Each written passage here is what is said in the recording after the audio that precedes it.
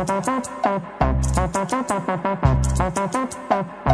Ngayon po is pag-aaralan po natin ang potential verbs po. Ibig sabihin sa Nihongo po, yan po is kano doshi.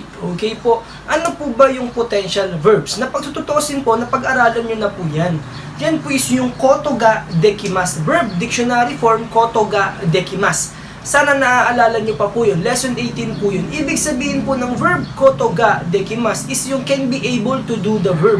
Halimbawa, sasabihin natin, Nihongo o hanasu koto ga dekimasu. Di ba pag sinabi yung Nihongo o hanashimasu, ibig sabihin nun is magsasalita ng Japanese. Pero pag sinabi ninyong Nihongo o hanasu koto ga dekimasu, ang ibig sabihin po nun is kayang magsalita ng Japanese or nakakapagsalita ng Japanese. Okay po? So yun po is ganun kahaba. Dictionary form, koto ga den dekimasu. Kaya lang sa N4 po, mas paiigsiin po natin. Hindi na po siya verb dictionary form koto ga dekimasu. Pero pwede nyo pa rin pong gamitin yun.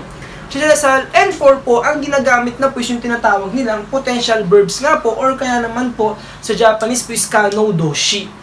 Okay po? So ngayon, kapag po ang isang verb is ginawa ninyong kano doshi or potential verb, siya po is automatic, magiging can be able na po ang ibig sabihin niyan. Okay? Ngayon po, tingnan po natin kung paano po ba gumawa ng potential verb sa group 1. Kasi meron tayong group 1, group 2 at group 3. Magkakaiba pa rin po sila. Okay po? Ngayon, tingnan po natin to. Sa group 1 po, ang una natin gagawin is change E-sound. Okay po? Yung E-sound po natin sa mga group 1, change po natin sa E-sound. Then, add mas. Dinalagyan po natin ng mas. Okay po? Ngayon, ulitin ko po ha, E-sound, gagawin po nating E-sound. Then, lalagyan natin ng mas. Ganun lang po siya kasimple. Or in short po, E-sound, gagawin nyo lang E-sound. Okay? Tingnan natin yung una example natin. Meron tayo ditong kaimas. Okay po? Kaimas. Ito po yung E-sound. Bago tayo mag-mas, E-sound po tayo. Meron tayong E-sound. Ngayon, kung tutuusin po, kagaya ng sinakalagay dito, E-sound, gagawin nyo pong E-sound. So, meron tayong ka, then yung E. Ano ba ang E sound ng E sa alphabet? Yan po is yung A, I, U, E. So, meron tayong E. So, yan po is magiging ka, E. Then, lalagyan lang po natin ng mas. Okay po. Sensei. Di ba meron na po tayong kaimas dati? Okay po. Yung kaimas po yun, to change po yun. Iba po siya dito. Okay po. Kung ngayon, meron kayong kaimas, nagkaroon naman kayo ng kaimas. Okay? Mahalaga po ngayon dito yung hatsuon po ninyo or yung pronunciation po ninyo. Bakit po? Kasi kung itong kaimas, sinabi mong kaimas, ang magiging iba na po ang ibig sabihin ng sentence ninyo. Bakit po? Tingnan natin. Kaimas, ibig sabihin yan to buy. Ibig sabihin po, bibili. Okay po? Pero kapag yan po is ginawa nyo ng potential, yan po is naging kae. Na po, kaimas. Ang ibig sabihin na po niyan is kayang bumili or makakabili. Yun na po ang ibig sabihin niyan. Di ba nga po, kagaya ng sinabi ko, ang potential, ito pong ganito, is katumbas po ng koto ga dekimasu. Yung kayang gawin ang verb. Ibig sabihin dito, kapag sinabi nyo kaimas, bibili. Pero pag sinabi nyo kaimas, yan po is kayang bumili. Siyempre, depende po yan sa object. Halimbawa, sabihin ninyo, watashi wa taksang okani ga arimasu kara, dahil madaming pera, kuruma ga taksang kaimas. Kae-mas. Okay po. So ngayon, dito muna po tayo mag-focus kung paano po siya gawing potential po ang isang group 1 po na verb po. Okay? So, tandaan ninyo, E-sound, gagawin nyo lang E-sound. Okay? Next po, meron tayong machimas. Okay po? So, machimas po. Machimas, meron tayong chi. E-sound po yan. Ano po ba ang E-sound ni chi? Hindi po siya che. Ulitin ko po, hindi siya che. Okay po? So, ang E-sound po ng chi, dun po kayo magbe-base sa alphabet ninyo. Di ba ang kahilera po ng chi is ta, chi, tsu, te, to. Yun po siya. So, ang E-sound po ng chi ay te. So, magkakaroon po tayo dito, machimas. So, yan po is magiging ganito. Yung chi, yung E-sound po, yan po is te, mate. Then, lalagyan nyo lang po ng mas. Yes, yan po is naging matemas. machimas is mag-iintay. Okay po. Pero pag sinabi nyong matemas, yan po is kayang mag-intay. Yun na po ang ibig sabihin yan. Halimbawa, sasabihin ng mga boyfriend nyo sa inyo, no? Pupunta kayo ng Japan, sabihin ng mga boyfriend ninyo, sangneng kang matemas. Matemas. Ibig sabihin is kaya kong maghintay ng 3 years. Sana all. Ganun po yan. Okay po? Tandaan po ninyo, iba yung nakamachimas nasa nakamatemas or nakapotential na. Yung machimas is gagawin pa na. Halimbawa, sabihin ng boyfriend nyo, sangneng kang machimas. Kapag sinabi niyang machimas is mag-aantay ako ng 3 taon. Okay po? Pero pag sinabi niyang matemas, kaya kong mag-antay ng 3 taon. Yun po yun. Okay po? Next po, meron tayong tsukurimas. Tsukurimas. Meron naman tayong ri po dito. So, meron tayong ri. So, kagaya ng sinabi ko, yung E sound gagawing E sound. Sa alphabet na naman po tayo. Ra, ri, ru, re. Ibig sabihin, ang E sound ng ri ay re. So, yan po is magiging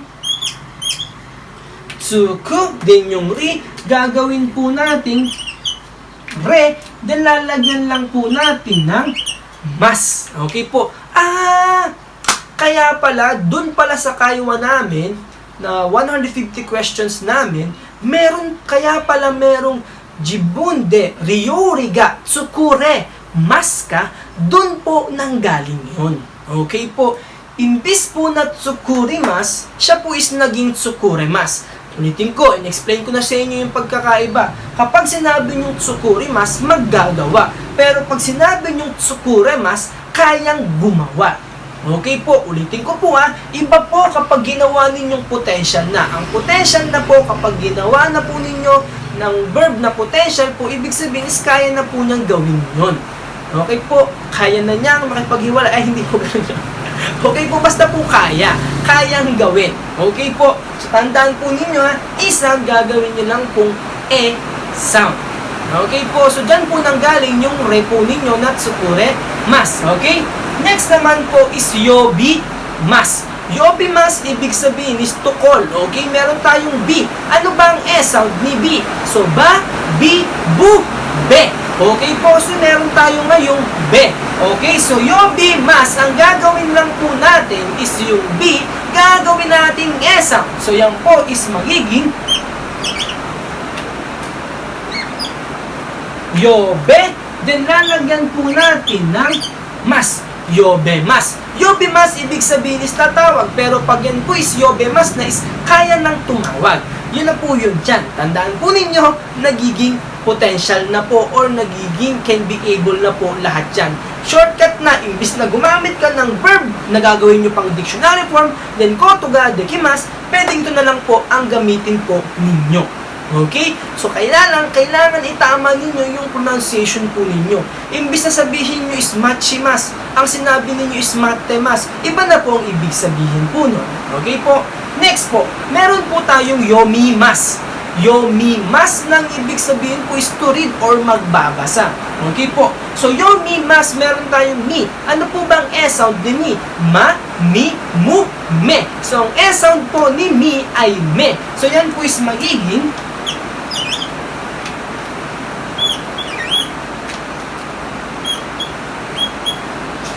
yome mas. Okay po? Yome mas. Okay po? Ngayon, tandaan ninyo, yome mas is magbabasa. Pero pag sinabi nyo yome mas, yan po is kayang magbasa. Yun na po ang ibig sabihin yan. Okay po? Kaya be careful po sa paggamit po or sa pagsasalita po ng Japanese po, lalo na po kung hindi po maayos yung pronunciation po ninyo. Kasi sa isang igla, pwede po magbago yung meaning po ng sentence ninyo. Okay po? Next po, shinimas. Shinimas, ang ibig sabihin po niya is to die. Ibig sabihin, mamamatay po. Okay po? So, shinimas, meron tayong ni. Ano po bang E sound ni ni? Ang E sound po ni ni is na, ni, no, ne. So, ne po. So, yan po is magiging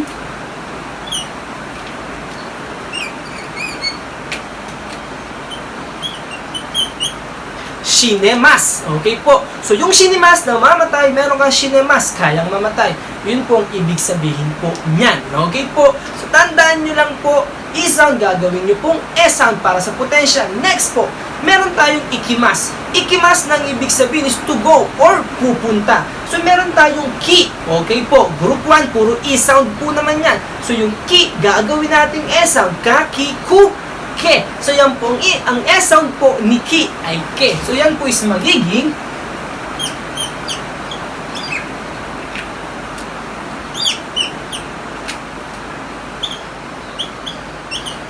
ikemas. Okay po. So, ikimas, ibig sabihin is pupunta. Pag sabi mo, nihon e ikimas, ako'y pupunta sa Japan. Pero pag sinabi mong nihon e ikemas, kaya kong pupunta ng Japan or makakapunta ng Japan.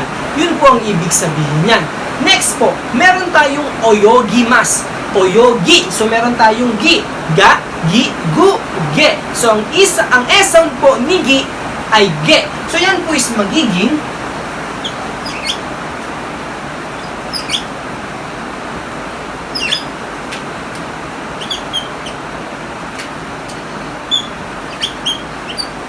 So, yan po is naging oyogemas. So, meron tayong oyogemas, naging oyogemas. Kagaya ng sinabi ko, kapag po naka-e-sound na siya, yan iba na po ang ibig sabihin niya. Okay? Next po is hanashimas. Hanashimas, ibig sabihin po is magsasalita. Okay po? So, meron tayong shi. Ano po bang e-sound ni shi? Baka isipin no, siya, shi, shu, she. Hindi po siya she. Ang kasamahan po ni shi sa alphabet is yung sa. Sa, shi, su, se. So, ang e-sound po ni shi ay se. So, yan po is magiging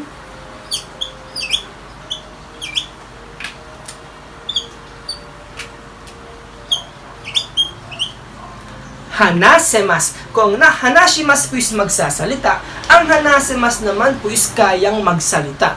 Nihongo ga hanasimas. Ibig sabihin, kaya ko magsalita ng Japanese. Nihongo o hanashimas. Magsasalita ako ng Japanese. Yun po yung pagkakaiba ng dalawa. Okay, ngayon, ganyan po ginagawang potential ang group 1. Pero, meron po kayong isang kailangan tandaan. Halimbawa, meron ka ritong kaemas. Okay.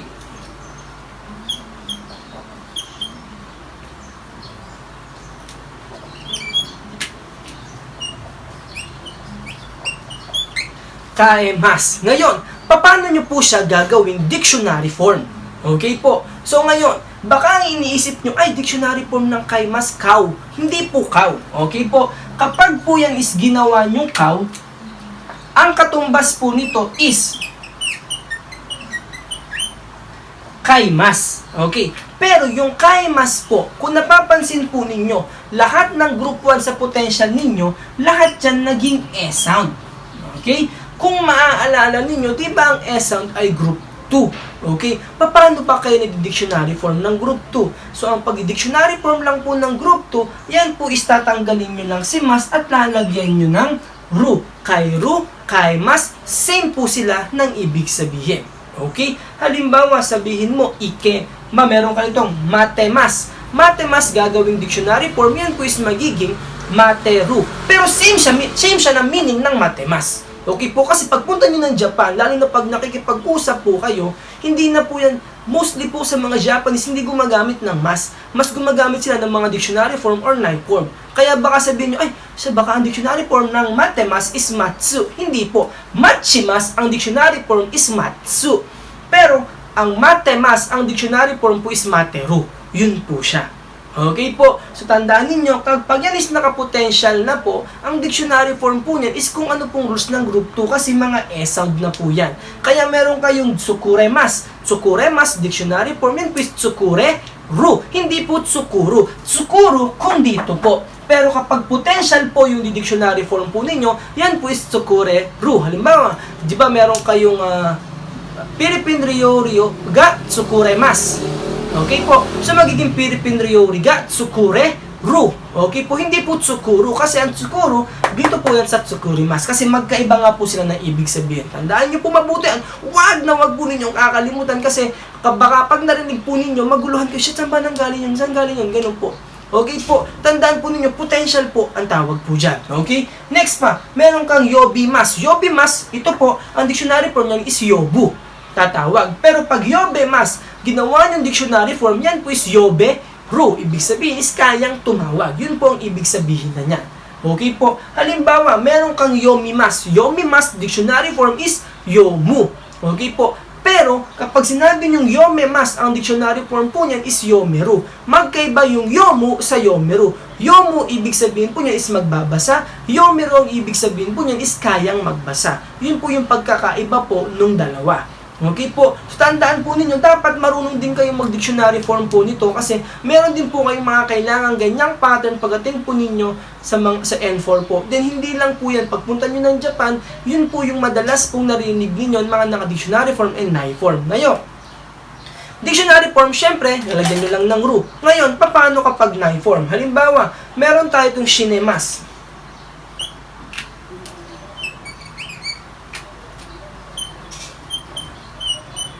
Okay?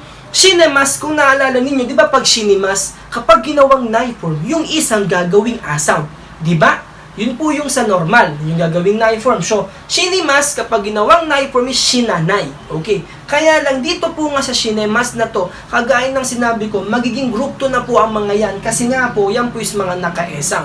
So, shinemas, kagaya ng sinabi ko, yung ne, di ba po, ang ginagawa lang naman po natin dyan sa group 2, yung tatanggalin si mas, nilalagyan lang po natin ng shinenai, ng nai form. Shinenai, katumbas na po niya is shinemasen. Sabihin, hindi kayang mamatay. Yun po siya. Ngayon, halimbawa, meron tayong ikimas. Ikimas, na hindi potential, ang nai form po niyan is ikanay. Ibig sabihin, hindi pupunta. Pero ikemas, dictionary form is ikeru. Ang nai form po nito, syempre kagaya ng sinabi ko, tatanggalin nyo lang si mas at nalagyan nyo ng nai. So ang nai form po ng ikemas ay ike-nai. Okay po, ibig sabihin is hindi kayang pumunta. Pero pag ang gusto nyong sabihin is hindi pupunta, yun po is ikanay. Tandaan ninyo, magkaiba po sila. Magkaiba din po sila ng paggagawa ng dictionary form sa po nai form. Okay po. Next po, meron tayong oyogimas. Oyogimas, ang dictionary form po niyan is oyogu.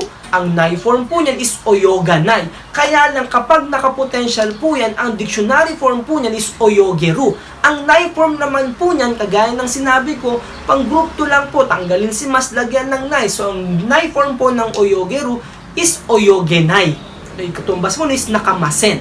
Okay po.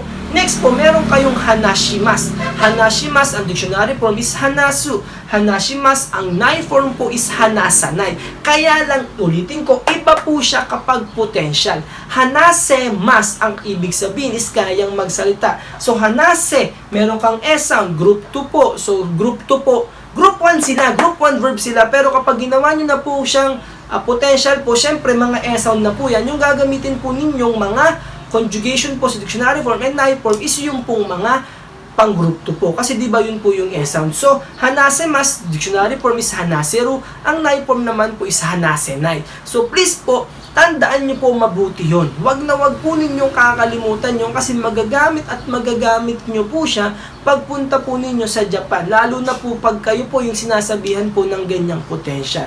Okay po. Halimbawa, sabihin mo, kanji ga kakemas. Kanji ga kakeru. Sabihin, kayang magsulat ng kanji. Pero pag sinabi mong kanji ga kakenai, ibig sabihin po is hindi mo kayang magsulat ng kanji.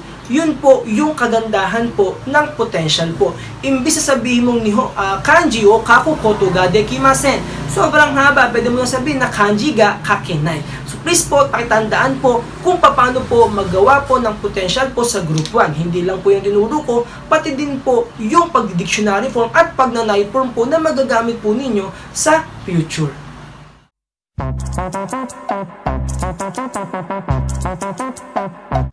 Next naman po natin pag-aaralan is kung paano naman po mag-potential po ng group 2 na mga verbs po. Okay? Sa group 2 po ng mga verbs po, unang gagawin po natin is omit mas, then add rareru. Okay po? Ra-re-ru. Okay po? Yun po yung i-add ninyo. So ngayon, meron tayong mga group 2 na verbs. Sana alam nyo pa po at naalala po ninyo kasi mahalaga po yan. Group 2 yung mga verbs po ninyo nagtatapos po sa S-sound. Then, kasama din po yan yung 15 po na special na nilagyan po natin ng kanta para mas madali yung masaulo. Kung talagang sa ulo nyo na po, kung hindi nyo po sa ulo, dun po tayo patay. Okay po? Ngayon, gaya ng sinabi ko, Potential po, katumbas siya ng koto ga dekimasu. Ngayon, sa group 2 po tayo. Sa group 2 po, ang gagawin po natin, tatanggalin lang si mas, then mag-a-add po tayo ng rareru. Okay po. Ngayon, halimbawa, meron tayong tabemas. Okay po. Tabemas po to. Tabemas. Siyempre, unang gagawin, tatanggalin muna po natin si mas. So, yan po is magiging tabe. Ngayon, siyempre, yan po is rareru. Diba po? Okay po. So, rareru po, ang katumbas po niyan is ganito. Tabe.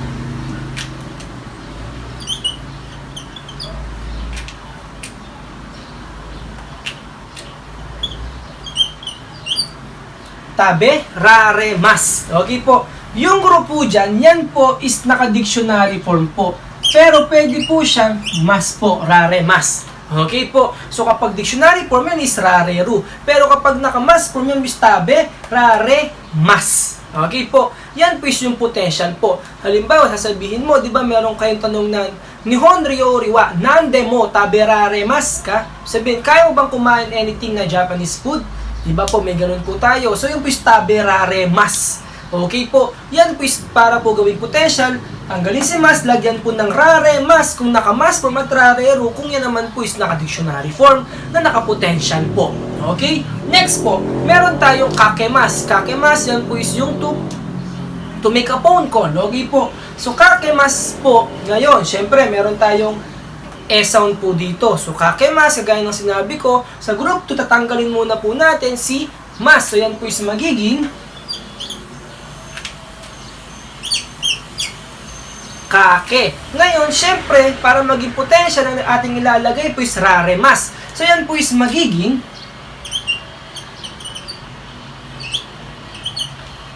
kake rare mas. So, kake mas to make a phone call, kake rare mas, yan po is kayang tumawag or can make a phone call. Yun po ang ibig sabihin po ng kake rare mas. Magkaiba po sila, kagaya din po ng sa group 1, magkaiba sila kapag nakamas lang at iba sila kapag nakapotential na po yung verb nyo, kahit nakamas pa din po yan. Okay? Magkaiba yung normal na verb sa nakapotential po na verb. Okay po? Next po, meron tayong mimas. Ngayon, syempre, ito pong mga mimas yung susunod po is kasama po ito sa mga 15 po na special. Sana naaalala nyo pa po yung 15 na special. Sometimes kasi mimas. Ngayon, paano siya gagawing potential? Ang naiisip nyo kasi, yung parang sa group 1, e-sound gagawing e-sound. So, mimas, ang potential is memas. Hindi po ganun yun. Kapag group 2 yung verb ninyo, group 2 na po yan hanggang sa kahit saan pa pong conjugation po yan.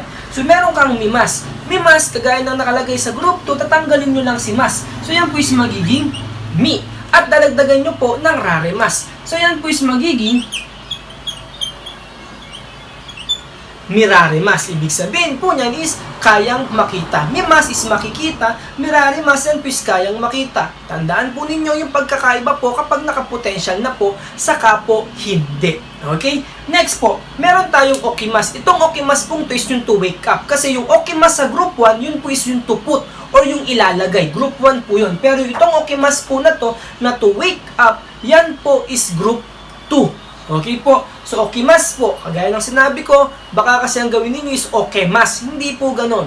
Okemas kung to put po siya. Pero po is to wake up po na group 2. Diba? Pag group 2, unang gagawin, tanggalin muna si mas. So, yan po is magiging okay. Dilalagyan nyo lang po ng rare mas. So, yan po is magiging okirare mas. Okay po, okimas. Pag ginawang potential, yan po is magiging okirare mas. Okay po? So, okimas, matutulog. Okirare mas is kayang matulog. Okimas is gumising. Okirare mas is kayang gumising. Okay po? Yun po yung sa group 2 po. Halimbawa, meron tayong nemas. Nemas. Nemas po is matutulog. Gagawin nating potential yung nemas. Nemas, kapag ginawang potential, yan po is nerare mas. Okay po. Pwede rin kayong gumamit ng masen. Gagawin nyo lang masen. Kunwari, taberare masen, kakirare masen, mirare masen, okirare masen. Kaya lang, syempre, kapag nakamasen, yan po is hindi kaya ang ibig sabihin po niyan. So, kagaya ng sinabi ko kanina, dictionary form is rare. Syempre, di ba kapag sa dictionary form po, pag group 2, lalagyan nyo lang naman po ng ru. Then, kapag nai form, lalagyan nyo lang ng nai. Halimbawa, taberare, ru, taberare, nai. Yun na po yung nai form po ng potential ninyo. Okay po, tandaan nyo po yung pagkakaiba kapag hindi naka-potential at naka-potential ha. Kasi baka maguluhan po kayo baka ang gawin ninyo puro potential kasi kaaaral lang. Hindi po, magkaiba po sila ng meaning. Okay po, baka bigla kayong tanungin, kunwari magtatanong kayo, kumain ka na ba? Baka mo, tabirari-mashita ka? Hindi po ganun yun. Okay po, pag gusto mo lang tanongin na kumain ka na ba? Tabi-mashita ka mo, tabi-mashita ka? Diba po? Ganun lang po siya kasimple. Iba po, ulitin ko po, ito pong potential na to, ang ibig sabihin po niya is kayang gawin yung verb. Okay po? Or can be able to do the verb. Yun po ang ibig sabihin niyan. Kaya nga sabi ko nga rito, ang katumbas po ng potential ninyo is verb dictionary form koto ga dekimasu. Kaya tandaan ninyo, sa group 2, ang gagawin, tanggalin si mas, lagyan ng raremas.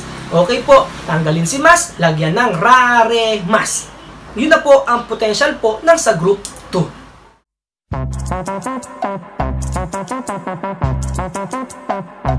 Next naman po is po potential po tayo. Dito po tayo sa mga group 3 na verbs. Group 3 na verbs, yan po is yung verb po na meron pong shimasu.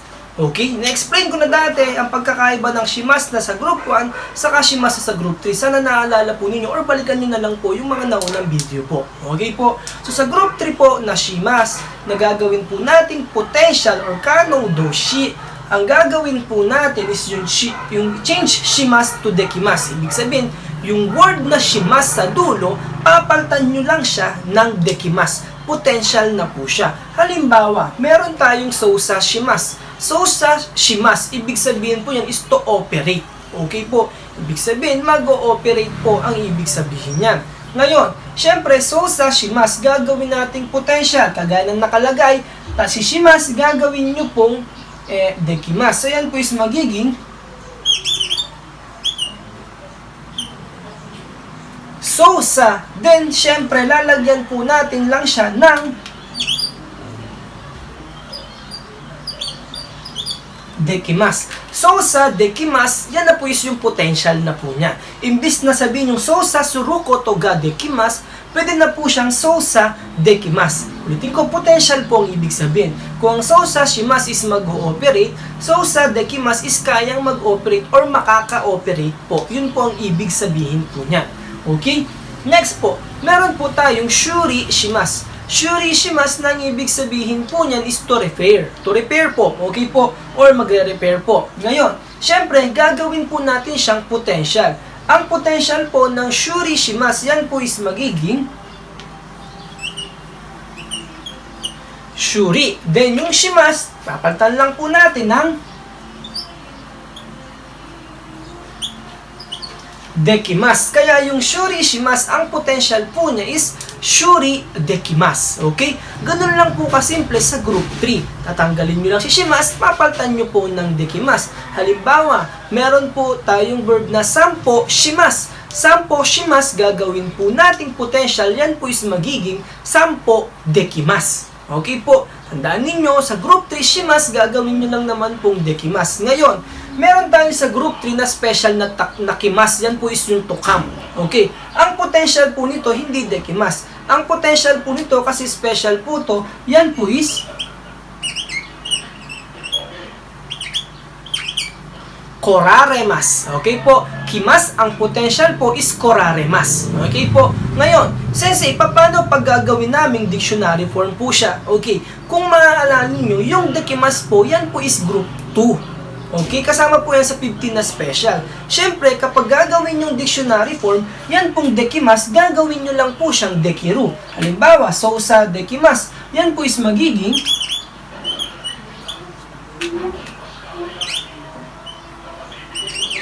sosa dekiru. Halimbawa, gagawing nai form naman po, yan po is magiging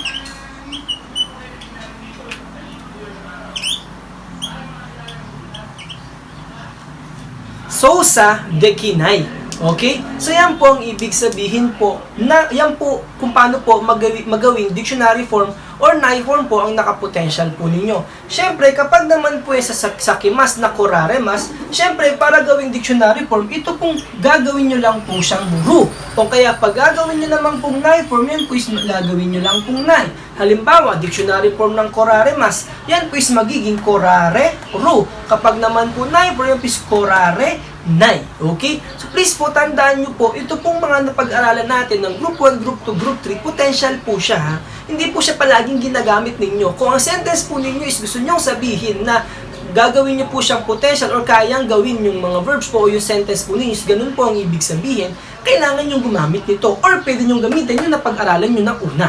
Okay po, pero kung sakaling ang gusto nyo naman pong sabihin is hindi po ganyan, normal lang na sentence na ako ay pupunta ng Japan, hindi nyo kailangan gumamit po ng potential. Okay po, tandaan ninyo, ginagamit lang yung potential kung yung sentence ninyo is gusto nyo sabihin na kaya nyo gawin yung verb. Kung naalala po nyo dati, meron tayong dalawa, meron tayong ability saka possibility. Yung ability is yung abilidad mo, halimbawa, kaya mong maligo, yun po yun.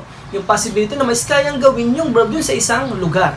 Halimbawa, kayang tumawag ng taxi sa oketsuke. Pwede po siyang oketsuke de takushiga, takushio, yobemas. Pwede po yung ganun po. Okay po, takushiga, yobemas. So, yan po yung kailangan yung tandaan dito po sa potential verbs po. Tandaan ninyo, group 1, gagawin lang e-sound, then add mas, then group 2 po, tanggalin si mas, lagyan ng raremas. Group 3 naman po, shimas, papalitan nyo lang po siya ng dekimas. Siyempre, kasama po sa group 3 yung kimas po na koraremas. At sa group 2, kasama naman po yung 15 po na special na binigay ko sa inyo. Sana po, tandaan po ninyo mabuti to kasi magagamit po ninyo to. Hindi lang po sa lesson 27, magagamit din po to sa future po. Kasi meron po tayong mga pattern po na kailangan po ninyo ng potential po. Siyempre, kailangan marunong din kayong mag-dictionary form at nai form ng potential.